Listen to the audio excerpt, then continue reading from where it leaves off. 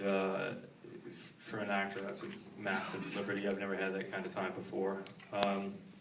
I started by just reading and consuming anything and everything I could about him. And then I started studying, from that I started studying the things that I learned that he studied. So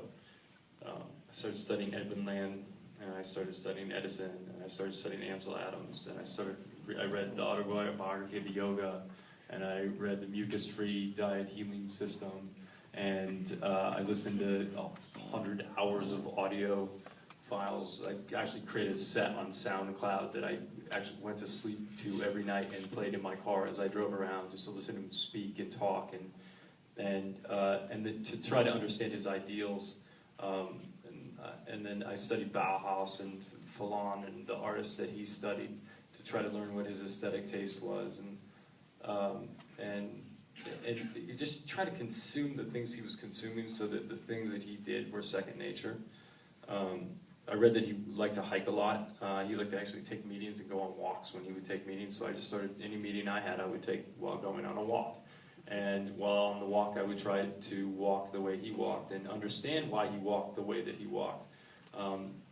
I figured that he walked barefoot a lot when he was in college, and probably would, if he would shuffle his feet, would stub his toe a lot, and so I assumed that that was probably why he walked the way he walked, and picked up his feet when he walked in that kind of odd lope. I found out one of his parents was from Wisconsin and the other was from Northern California, so I understood that there was like a bit of a Midwest accent, but also a little Northern California accent when he talked about things that he liked or that he might do this, and try to develop an understanding of why he spoke the way he spoke, and studied the things that he studied in India to understand that when he would accept appreciation, he would almost do a namaste type of a gesture, and just try to like put together the puzzles of where the things that became him came from, because he wasn't always like the guy that people have really vivid in his memory, and that person kind of came together, and I think that building that was a process of deconstructing it,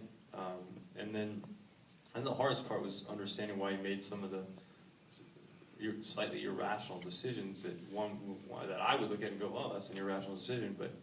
try and understand that you can't judge a person when you're playing them,